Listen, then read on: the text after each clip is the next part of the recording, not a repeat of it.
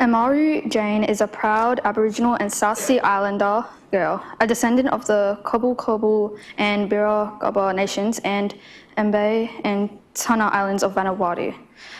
Amaru attends Beenleigh State School and is a proud community member of her local First Nations organisations, Jinndi Mibunn. Amaru-Jayne also plays for Shilo Netball Association at Coomera.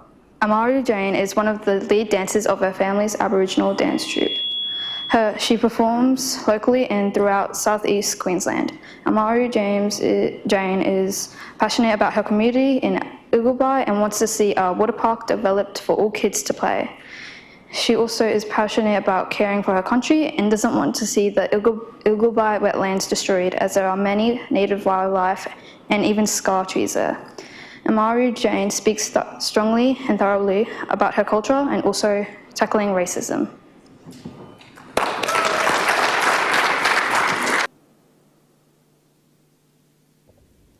Jingari Najanari Amar. That means hello, my name is Eagleby.